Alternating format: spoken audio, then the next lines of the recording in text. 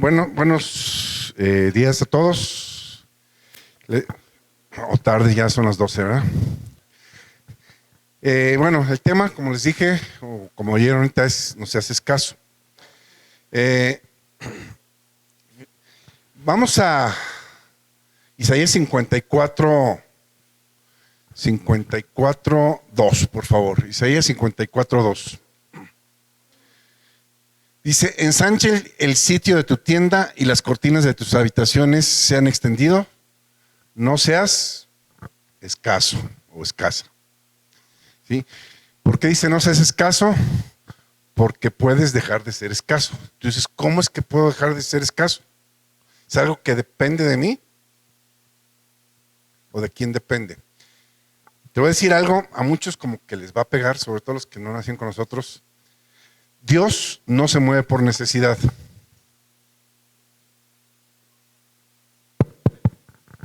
Dios no se mueve por necesidad.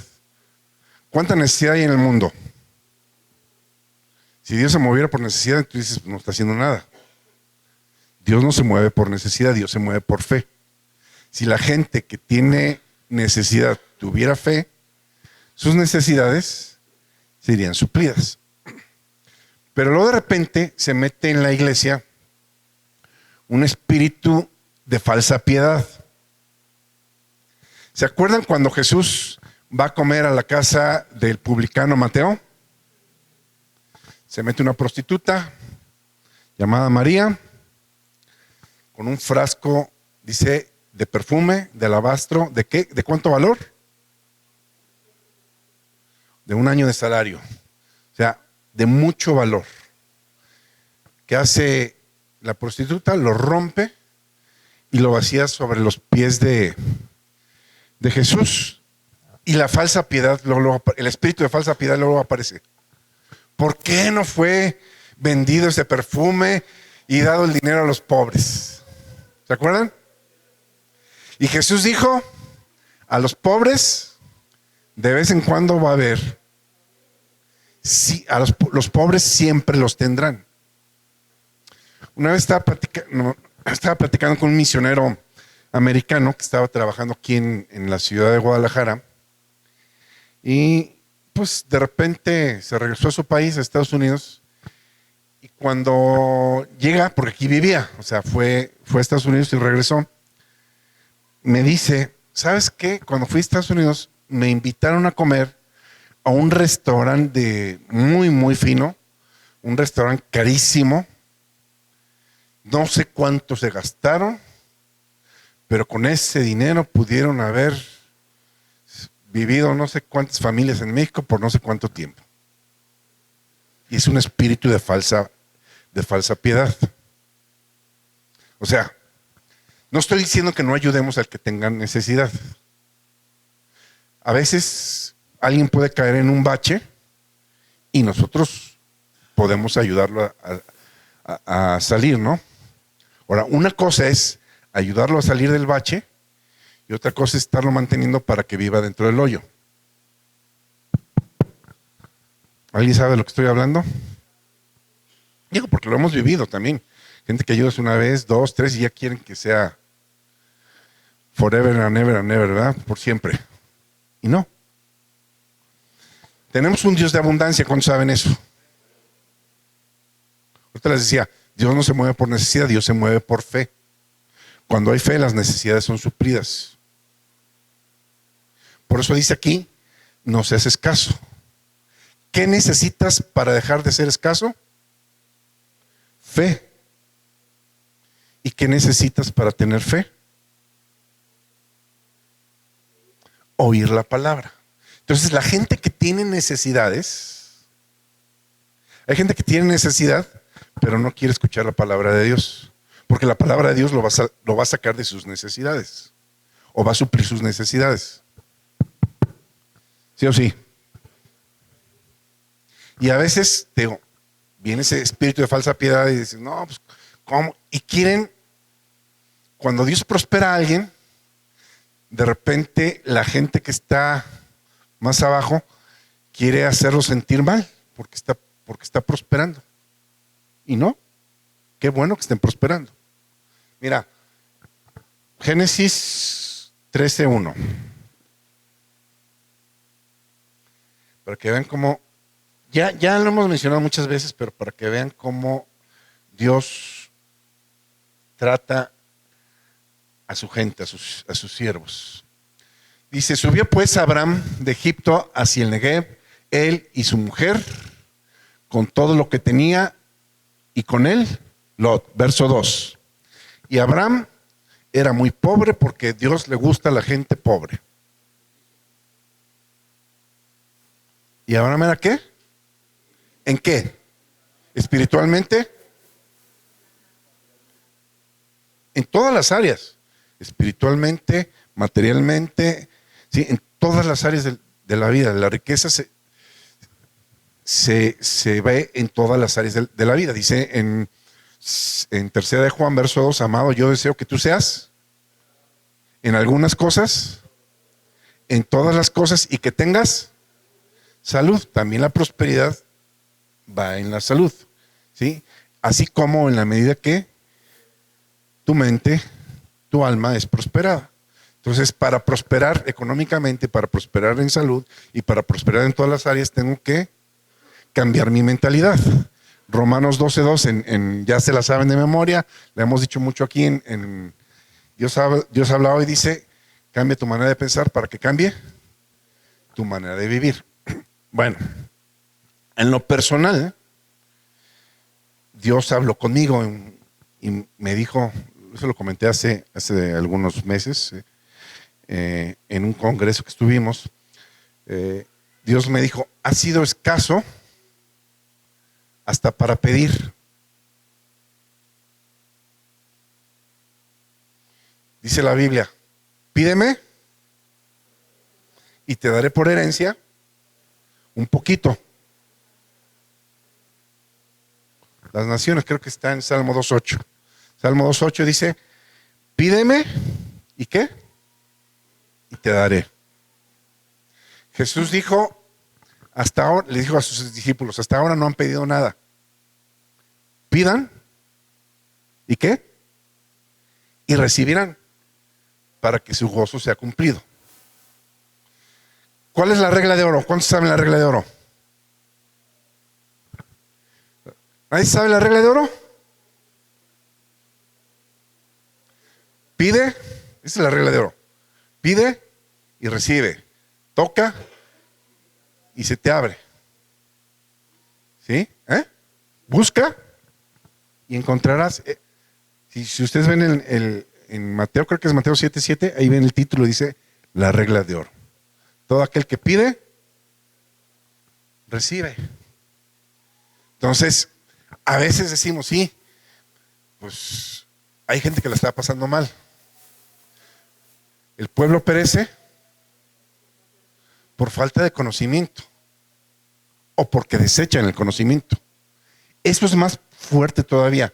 Cuando la gente no sabe, porque no sabe, dices, bueno, pero cuando la gente no sabe porque no quiere saber, ese es otro asunto más fuerte. Dios quiere que nos vaya bien a todos. ¿Sí? Dice en Deuteronomio 8:18, dice que Él nos ha dado la habilidad para hacer riquezas. Él te dio la habilidad, quiere decir que tú tienes que desarrollar la habilidad que Dios te dio. ¿Sí? Para que tú hagas las riquezas, no para que Dios te las dé así. Hay un dicho que dice que lo que fácil viene,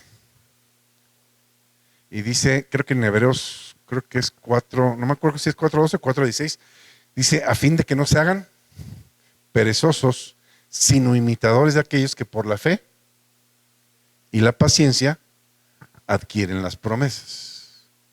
Fe y paciencia, o sea, hay que trabajar, tienes que trabajar en tu fe y tienes que trabajar en tu paciencia. ¿Cuántos necesitan trabajar en su paciencia? ¿Y cuántos necesitan trabajar en su fe? ¿Verdad? Y la fe se fortalece a través de la comunión con Dios. ¿Sí? ¿Por qué digo la comunión por Dios? Dice la Biblia que la fe, en Romanos 10:17, la fe viene por el oír. Y el oír no es de la palabra, es por la palabra. Si no es de, es por. ¿Quién es la palabra? ¿Quién es la palabra? Cristo, Jesús. Entonces la fe viene por oír a Jesús. De hecho, mira, pon Romanos 10:17, pero pon versión Dios habla hoy. Ok. Dice así pues, la fe nace, ¿a qué? Al oír el mensaje de Dios, no al oír la palabra de Dios. Hay una diferencia ahí. ¿Cuánta gente conocemos que ha oído la palabra de Dios durante 50 años y no tiene ni pizca de fe? Porque no viene por oír la palabra, sino por oír a la palabra. O sea, por oír a Jesús, por oír el mensaje. Cuando tú escuchas lo que Dios te está hablando a ti, nace fe en tu vida. Tu fe se fortalece. Y solo se escucha a Dios en comunión con Él. ¿Sí? Alabanza, oración, lectura de la palabra, etc. Eso es comunión con Dios.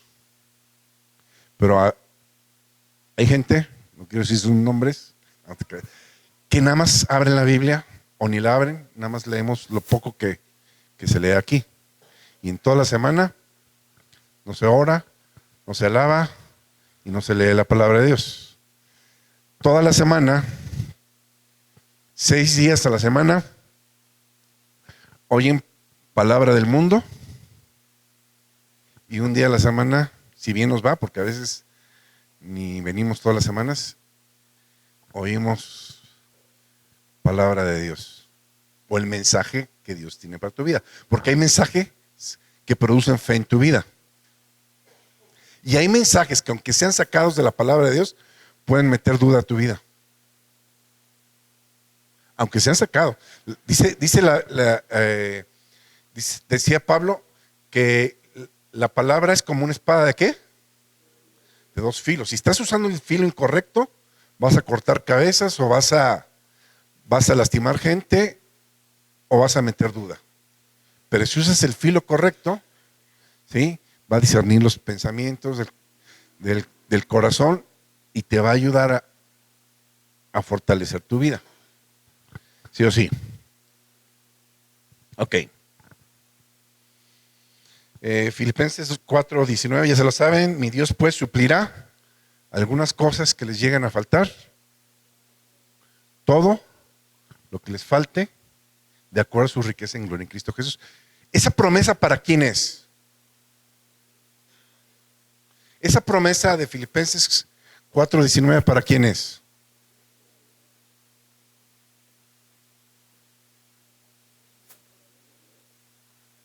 ¿Para quién? Para el que la crea nada más. Para el que la crea, el que no la crea no la va a recibir. Esa palabra es para el que la crea. Y a veces viene esa falsa piedad para ayudar a gente que no quiere meterse en la palabra de Dios. Digo, vamos a ayudar a los que podamos bajo la dirección de Dios. Esto también es muy importante. Me acuerdo que teníamos una vecina que estaba pasando mal momento y la vecina de junto también es cristiana y dice que estuvo orando por ella y le iba a dar una ayuda y Dios le dijo, no, porque estoy tratando con ella. ¿Sí? Entonces, siempre hay que hacerlo bajo la dirección de Dios, que Dios te diga cuándo, cómo y dónde.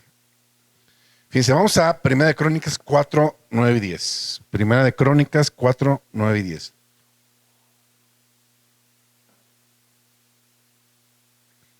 A mí me llama mucho la atención este libro de Crónicas porque del capítulo 1 al capítulo 5 son puras genealogías. Pura genealogía. Pero de repente, entre todo, ¿cuántos se saltan las genealogías al leer la Biblia? Son bien aburridas, decimos, ¿verdad? Pero entre genealogías saca este pasaje. Ese está en medio de genealogías y ve lo que dice ahí. Jabes fue el más famoso, en la otra versión dice el más ilustre de sus hermanos, y su madre le puso por nombre Jabes porque dijo, en verdad lo he dado en luz en dolor. Verso 10, y Jabes oró al Dios de Israel diciendo, te ruego que me des tu bendición, un territorio pequeño, muy grande, y que me ayudes y me libres de males para que yo no sufra. ¿Y Dios qué hizo? Le concedió alguna de las cosas que pidió. Le concedió todo. Jesús dijo, como creíste, te será hecho. Tienes o tenemos lo que le hemos creído a Dios. Se oye feo, se oye gacho, pero sí es. Entonces, queremos cambiar la situación, tenemos que cambiar nuestro nivel de fe. Y nuestro nivel de fe solo se cambia metidos en comunión con Dios. Nada más. Y una vez se los dije, tu sueldo o lo que recibes es el reflejo de lo que crees que vales.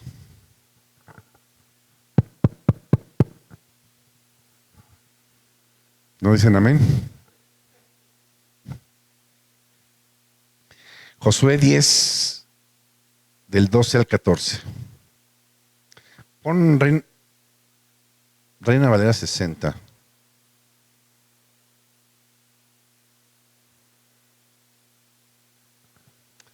Dice, entonces Josué habló al Señor o a Jehová el día en que Jehová entregó al amorreo delante de los hijos de Israel y dijo en presencia de los israelitas. Fíjate, ¿qué hizo Josué? Habló, declaró, estableció, no oró, no se hincó, no rogó. ¿Qué fue lo que declaró Josué? Sol, detente en Gabaón, y tu luna en el valle de Ajalón. ¿Y qué pasó? Eso. A mí me llama la atención Génesis, de los primeros capítulos, creo que del 1 al 7, empieza diciendo, Dios dijo sea la luz, y la luz fue. Dios dijo en los siguientes versos, y se hizo. Dios dijo y se hizo. Dios dijo y se hizo.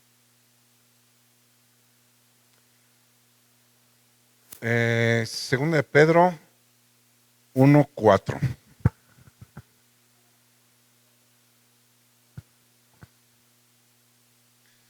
Dice, por medio de las cuales nos ha dado preciosas y grandísimas promesas, para que por medio de esas promesas lleguemos a ser ¿qué?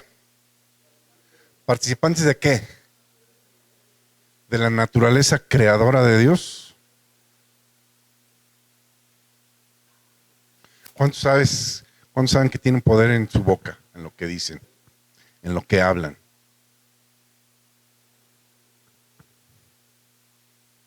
Hablas lo que crees y tienes lo que hablas. ¿Se capta? Pablo dijo, creí, por lo cual hablé. Hablas lo que crees, no lo que dices que crees.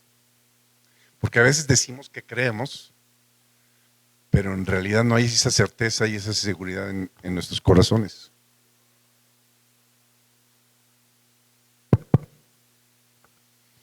¿Sí o sí? Sí, a veces pasa. Crees que crees, pero no tienes la certeza y la convicción en tu corazón. Y al final, ¿qué estamos hablando? ¿Qué estamos diciendo? No, la situación está bien difícil. No, la economía está de la patada. Ten cuidado con lo que sale de tu boca, porque lo que dices Es lo que has creído y de ahí es lo que vas a ver, lo que crees y lo que hablas.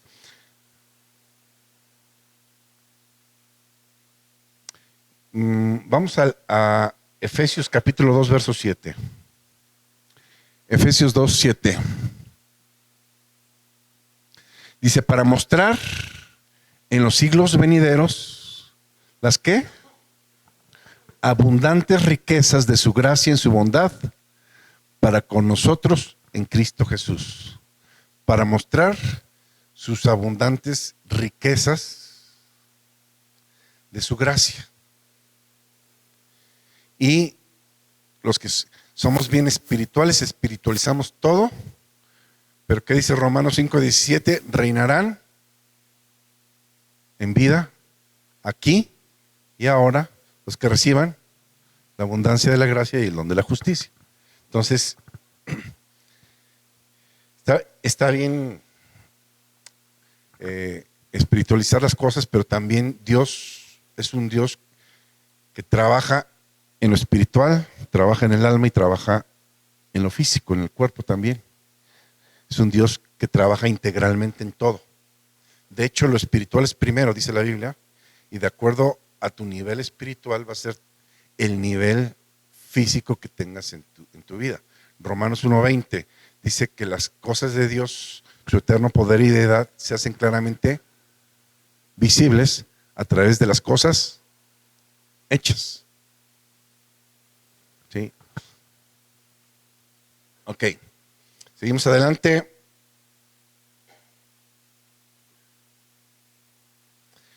Primera de Corintios 1:24.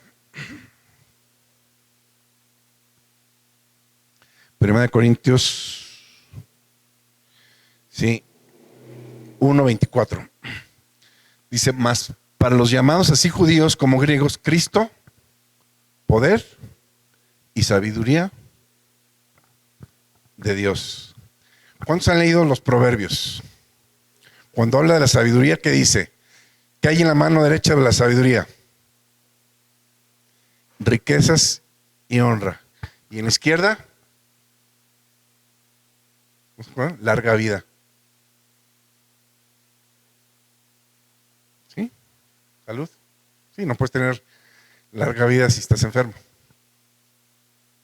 Larga vida y riquezas y honra. ¿Cómo decirlo para que nos oiga? Dios nos ama como somos, como estamos y independientemente del nivel económico que tengamos. Dios nos ama igual. Dios me ama igual si tengo 10 pesos en la bolsa o tengo 10 millones en la bolsa. Yo prefiero tener 10, pero Dios me ama igual. Ahora, el nivel de influencia para con la demás gente no es el mismo del que tiene 10 pesos que el que tiene 10 millones.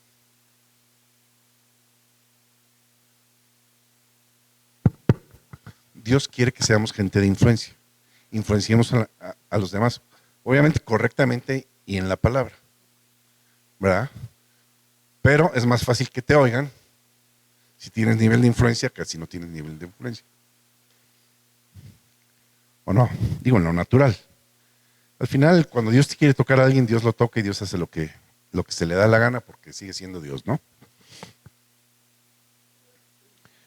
Colosenses capítulo 2, versos 3. Dice que en Cristo están escondidos todos los tesoros de la sabiduría y del conocimiento. Ya hablamos lo que trae la sabiduría y el conocimiento a nuestras vidas. Vamos a leer Proverbios 3, 13 al 16. Proverbios 3, 13 al 16.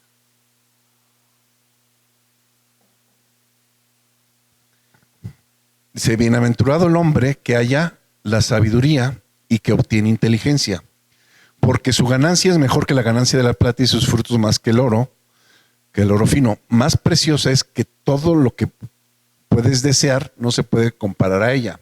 Largura de días están en su mano derecha y en su izquierda, ¿qué? Riquezas y honra. Eh, dice la Biblia que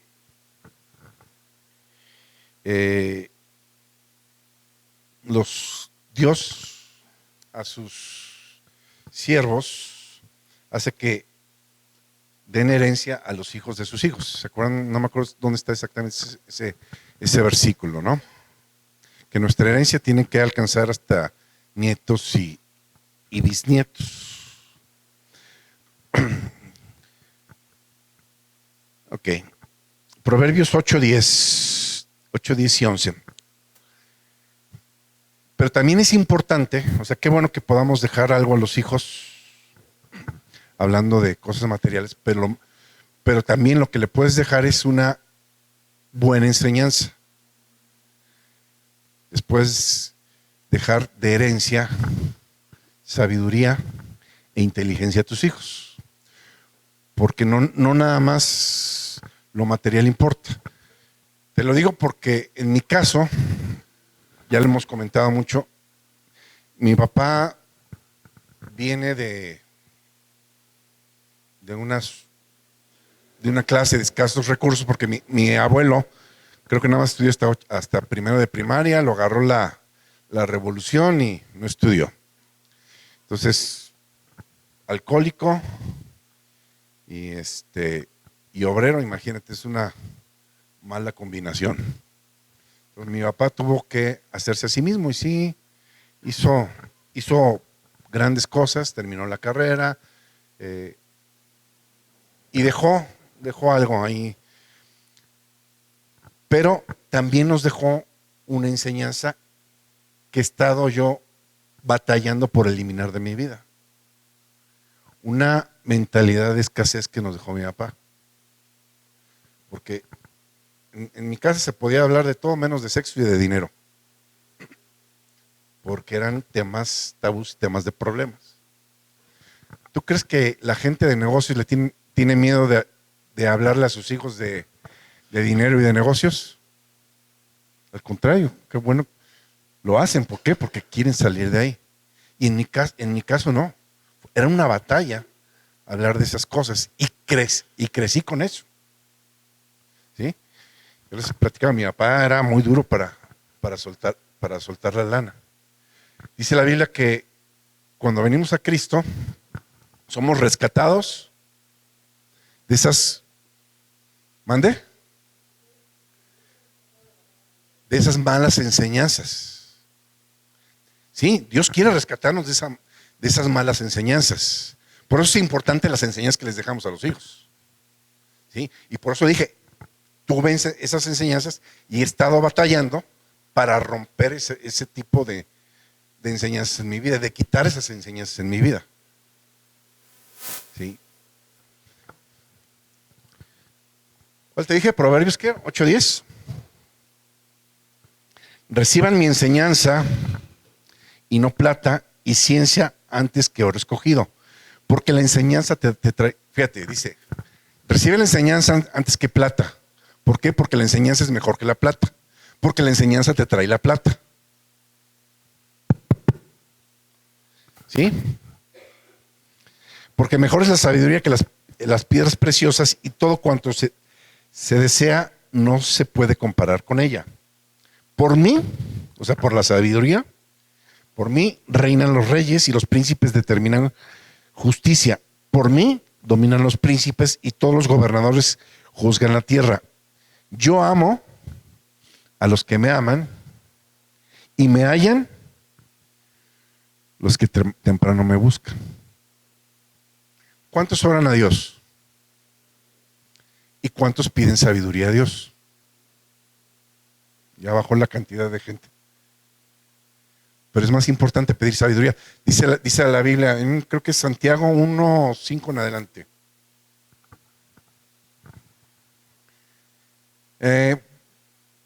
Si alguno tiene falta de sabiduría, pídala a Dios. Ora por sabiduría, porque la sabiduría te va a traer todo lo demás. Y normalmente oramos cuando tenemos el agua al cuello, ¿no? Cuando traemos los problemas hasta acá es cuando empezamos, nos sale el fervor por la oración, ¿no? Pero pocos piden sabiduría. ¿Qué hizo Dios cuando Salomón le pidió sabiduría? ¿Qué le dio? ¿Le dio sabiduría nada más? Le dio riqueza, porque es que con la sabiduría viene todo lo demás. Por eso es importante conectarnos a la fuente de sabiduría que es Dios. La Biblia dice que hay dos clases de sabiduría, la que desciende de lo alto y la otra que es animal y diabólica, la del mundo. Nosotros tenemos que conectarnos a la fuente de sabiduría que es Dios, y Dios se va a encargar de que tengamos una buena vida. Dice en Juan 10:10, el ladrón no viene sino para hurtar, matar y destruir. Y cuando Jesús dice, yo he venido para, ¿qué significa la palabra para?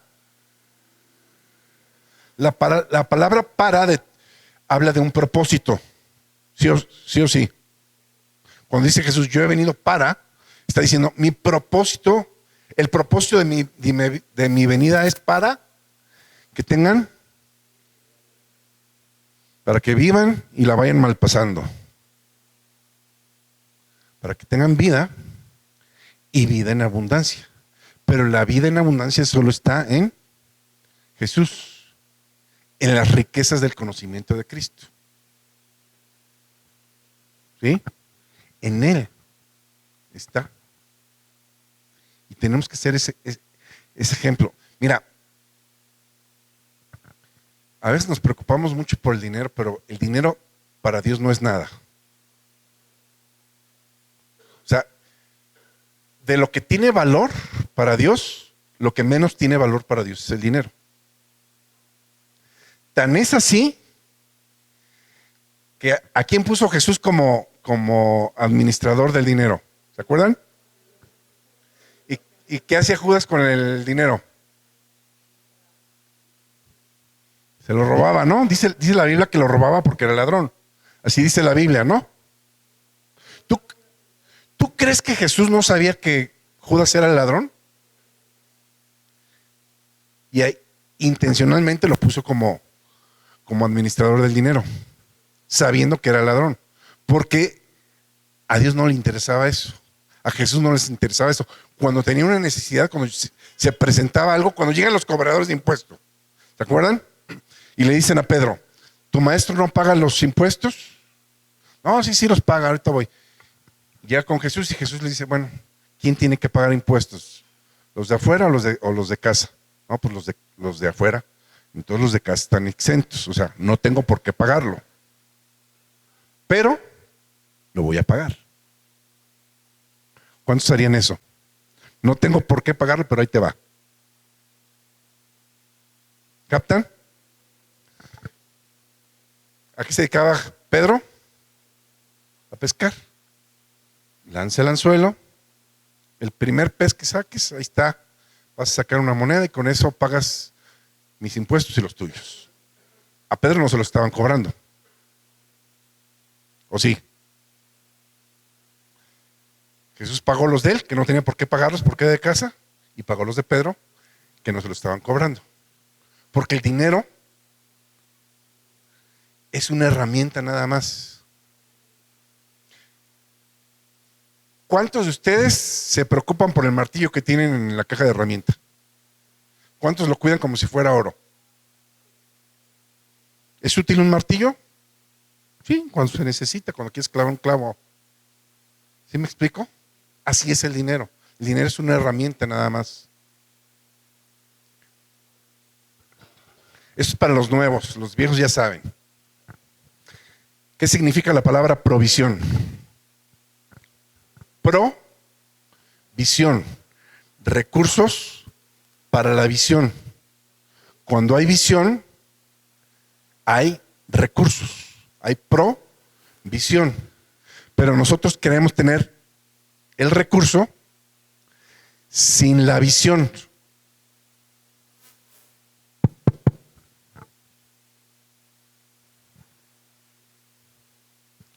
¿Sí o no? Si tuvieras la visión, tendrías el recurso.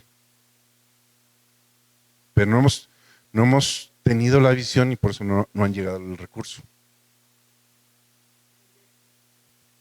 ¿Sí? Una vez estaba oyendo a Jürgen Klarik, ¿cuántos lo conocen?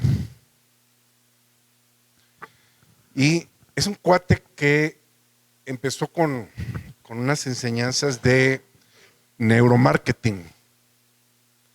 Y me acuerdo que estaba viendo una plática de él y él decía, quiero hacer este proyecto. Dice, y empecé a sacar los costos del proyecto. Los números se me fueron al cielo. Y dije, no, si me pongo a ver números no lo voy a hacer. Me voy a ponerlo a hacer y lo demás va a llegar. Y el cuate no es cristiano. Pero tenía fe que si se ponía a trabajar en un proyecto, los recursos iban a llegar. Dice la Biblia que todos nacemos creyentes e incrédulos con una medida de fe. ¿No? Todos tenemos una medida de fe. La fe se incrementa en la comunión con Dios, pero todos nacemos con una medida de fe. Y de repente vemos gente que le llamamos incrédulos, pero que creen más que muchos de los que estamos aquí.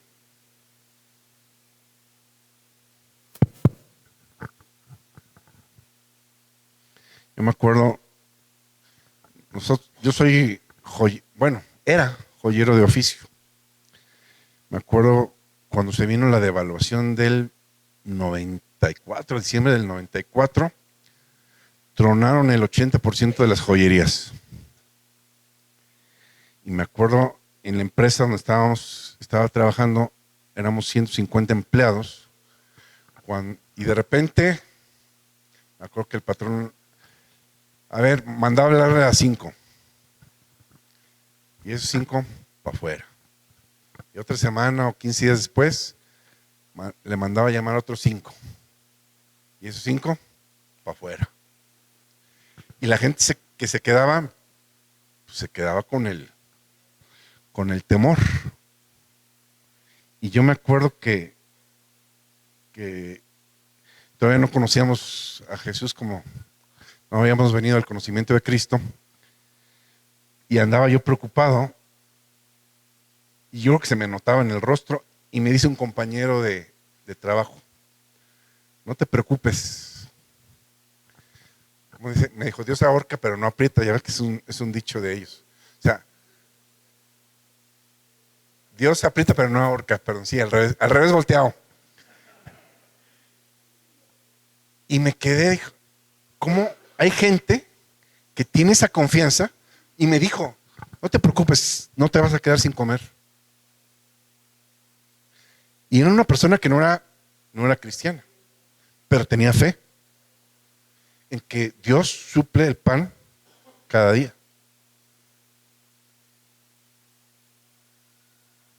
¿Se acuerdan del hijo pródigo? El hijo pródigo de repente le dice al papá, jefe, échame de una vez lo que me toca de herencia. Y el papá le da la herencia. Va y se lo gasta en prostitutas, en borracheras, en los antros, ahí con los amigotes, y se queda sin lana. Termina en una porqueriza queriendo alimentarse de las algarrobas de los cerdos, ¿se acuerdan? Y de repente dice la Biblia que volvió en sí. Así dice. Me llama la atención esa palabra que usa. Dice, y volviendo en sí dijo, ¿cuántos jornaleros tienen abundancia en casa de mi padre? Y también dice, en la casa de mi padre hay abundancia de pan. No sé si captan esto. En la casa de mi padre hay abundancia de pan. Dice en Proverbios, no me acuerdo exactamente el proverbio, pero dice, en el barbecho del pobre hay mucho pan, pero se pierde por falta de sabiduría, hablando de sabiduría. ¿Qué está diciendo ahí Dios? Lo que está diciendo Dios es que hay oportunidades de trabajo y hay oportunidades de prosperidad para todos. Hay gente que sabe aprovecharlas y hay gente que no. Hay gente que en cada oportunidad ve un problema y hay gente que ve en cada problema una oportunidad. ¿Sí o no? ¿Conocen a gente así? Yo les he dicho aquí, tienes dos maneras de ver el problema. Una, como un problema, algo con que batallar, y otra, como una oportunidad de enseñarle a la gente en quién has creído. ¿Sí? Que vean que crees en Dios y que vean, problemas va a haber. Jesús dijo, imposible es que no haya problemas. ¿Sí? Va a haber problemas, pero ellos van a ver cómo los enfrentamos y cómo salimos adelante. ¿Sí? Eso lo tiene que ver la gente de afuera. Yo me acuerdo cuando salí de la empresa, ya me había convertido, me convertí como un mes o dos antes de salir y empezamos a entrar a esta nueva forma de enseñanza, nueva forma de doctrina, donde nos enseñaron a confiar en Dios para todo. Y una vez estaba en casa de mis papás, mi papá estaba platicando con alguien, no sabía que estaba yo ahí, pero yo lo estaba oyendo. Y me acuerdo que le decía a la persona esta con la que estaba hablando, no sé con quién estaba hablando, dice, yo veo al gordo, porque así me dicen desde chiquito el gordo, si yo veo al gordo que trae unos problemones, pero lo veo tan tranquilo, lo veo con esa paz. La Biblia dice que tenemos esa paz que sobrepasa todo entendimiento. Y luego le decía a esta persona, ¿cómo le refuto cuando me dice que él ha visto cosas que él ha visto? ¿Cómo le digo que no las ha visto si él dice que ya las vio? ¿Qué es la diferencia con nosotros, con los de afuera? Nadie te puede decir que no has visto lo que tú has visto de parte de Dios. Nadie te puede decir que no has sentido lo que tú has sentido. Nadie te puede decir que no tienes un Dios vivo, porque tú sabes que tienes un Dios vivo. Un Dios que contesta, que está ahí para ti las 24 horas, los 365 días. ¿Qué dice la Biblia? Que Jesús está intercediendo por nosotros cada cuándo. Todo el tiempo. ¿Qué significa? Que está viendo por nosotros todo el tiempo. Esperando ver un granito de fe en cada uno para poder actuar. Porque no necesitas ni tener toda la fe. Cuando llega el papá con el hijo atormentado y Jesús le dice, si tienes fe, al que cree todo le es posible. ¿Qué le contesta a él? Creo, pero sé propicio a mi incredulidad. ¿Y qué hizo Jesús? Respondió. Creo que es en Apocalipsis 5:8. La Biblia dice que nuestras oraciones son como un incienso, ¿se acuerdan? Y ese incienso dice en Apocalipsis que es guardado en unas copas. Pero el incienso que nosotros producimos nunca es suficiente.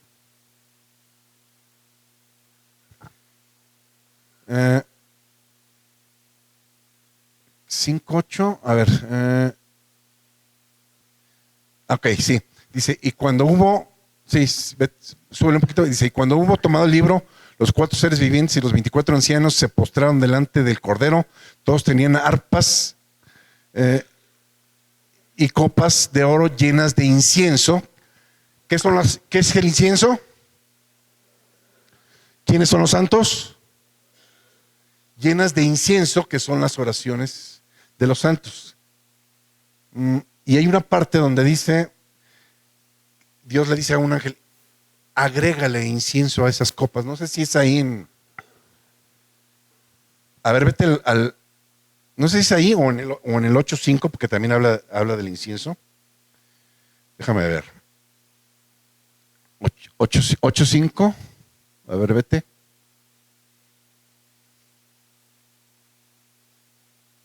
8.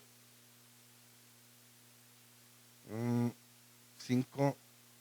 Y el ángel tomó el incensario y lo llenó de fuego del altar. O sea, vete a Romanos 8:26. Porque a veces creemos que Dios va a obrar de acuerdo a las ganas que le estemos echando o lo que estemos haciendo o el trabajo que estemos haciendo. Pero lo que hacemos nunca es suficiente. Nunca va a alcanzar. ¿Ya? Y de igual manera, el Espíritu nos ayuda en nuestra debilidad. Porque, ¿qué hemos de pedir como conviene? No lo sabemos. Está hablando en general. Por muy sabio que te sientes en la palabra, por muchos años que tengas en la palabra, tenemos esta incapacidad de orar adecuadamente. Nadie ora adecuadamente. Pero ¿qué termina diciendo? El Espíritu Santo intercede por nosotros con gemidos indecibles. O sea, mis oraciones no son las correctas, ni es lo suficiente, y Dios lo sabe, pero de todos modos, Dios obra. ¿Sí? Eso es lo interesante. Lo único que Dios quiere es que nos acerquemos a Él. Acércate a mí, yo me acercaré a ti, dice la Biblia, ¿no? Acercaos a mí y yo me acercaré a vosotros. Lo único que quiere es que te acerques a Él. De lo demás, Él se encarga, ¿no? Hebreos 13, 20 y 21 dice que Él nos capacita y que Él hace la obra a través de nosotros, haciendo Él en nosotros lo que es agradable delante de Él. Él hace las obras, ¿no? Él me hace apto para toda buena obra. O sea, ni siquiera para eso soy bueno. Él es el que me capacita. Haciendo Dios en mí lo que a Él le agrada. Porque yo no puedo hacer nada para agradarle a Él. Él lo hace en mí. Efesios 2:10.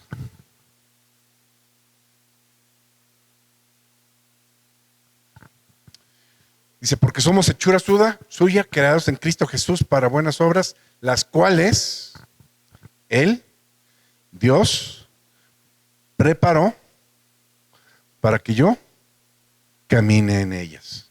Él las prepara, Él las hace. Toda buena obra y todo don perfecto desciende de lo alto del Padre de las luces.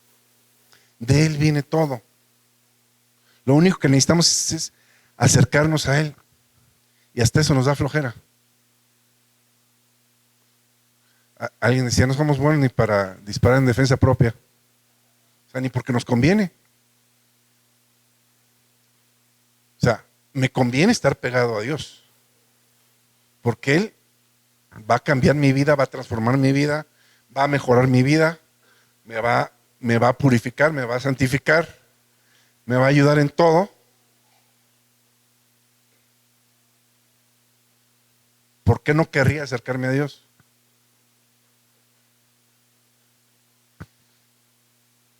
Efesios 1, del 11 en adelante.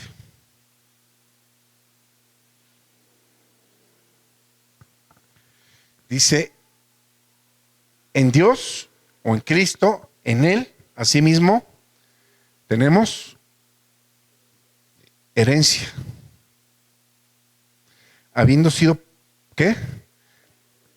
Predestinados conforme a su propósito. Dios cumplirá su propósito en mí, dice la Biblia. Fui predestinado para eso. ¿Sí? Conforme al propósito del que hace todas las cosas según el designio de su voluntad, a fin de que seamos para la alabanza de su gloria, nosotros los que primeramente esperábamos en Cristo. En Él, o sea, en Cristo, nosotros, habiendo oído la palabra de verdad y el evangelio de nuestra salvación y habiendo creído en él, fuimos sellados con el Espíritu Santo de la promesa. ¿Sí? Ahora tenemos esa promesa cumplida en nosotros. ¿Cuántos han sido sellados ya con el Espíritu Santo? Que es las arras de nuestra herencia hasta la redención de nuestra posesión adquirida para la alabanza de su gloria. ¿Alguien sabe qué son las arras? ¿Garantía? ¿Qué es una garantía? ¿Qué es una garantía? La seguridad de un pago. ¿Sí? Las arras es dar en prenda para asegurar el cumplimiento. O sea, Dios nos está dando el Espíritu Santo para asegurar el cumplimiento de nuestras vidas. Pero nos pasamos resistiendo al Espíritu Santo y contristando al Espíritu Santo. ¿No? Por eso les digo, y nos conviene estar en él.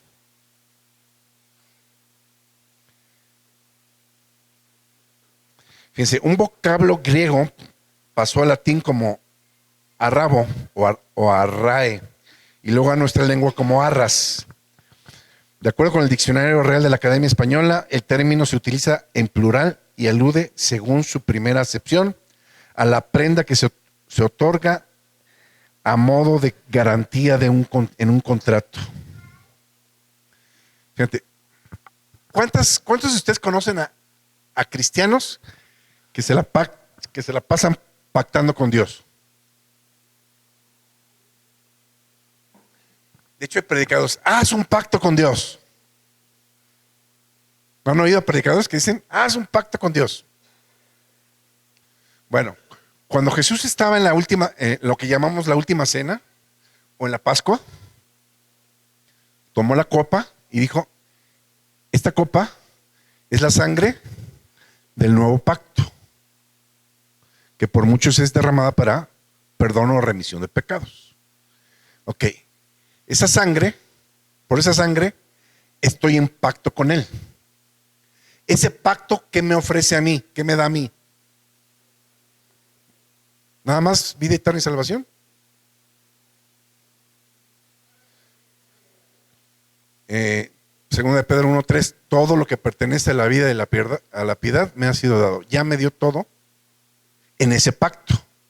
Si yo pacto con Dios, otra cosa, Señor, si me das esto, yo te prometo que esto, es no creer que fue suficiente su sacrificio en la cruz. La gente que hace pacto lo está haciendo en ignorancia, porque no sabe o no ha creído que el pacto que hizo Jesús con nosotros en la cruz es suficiente para todo. Para absolutamente todo. Por eso están haciendo pactos, por ignorancia. Es no creerle a Dios. Yo ya no necesito pactar con Dios. Necesito creerle a Dios. ¿Sí? Hay gente que nos dice, ay, qué fácil, creerle a Dios y ya. Ajá. Creerle a Dios cuando tienes la montaña de problemas a punto de caerte encima, a ver si es fácil creerle a Dios. No, no es fácil. La fe es como un músculo. Si no se ejercita, se atrofia. Y la fe hay que ejercitarla. Tenemos que estar ejercitando la fe. Cuando venimos a Cristo, por ejemplo, a mí me pasó. La Biblia dice, pondrán las manos sobre los enfermos y los enfermos sanarán. Entonces, primero, cuando empecé a entrar en este conocimiento, empecé a orar por mi familia, por mis hijas, por mi esposa, y cuando veía que Dios contestaba, mi fe se fortalecía y entonces ya podía hacerlo por otra gente. Lo dejas de hacer y se atrofia, te cuesta más trabajo. No que le cueste más trabajo a Dios hacerlo, a ti te cuesta más trabajo creer que Dios lo puede hacer o que Dios lo va a hacer, porque sí creemos que Dios es todopoderoso, pero falta creerle a Dios que Él lo va a hacer en nosotros. ¿Sí? Y eso no depende de Dios, eso depende de cada uno de nosotros. ¿Sí? Bueno, parece que ya se me acabó el tiempo, ¿verdad? Aquí le vamos a parar. Gracias por habernos escuchado.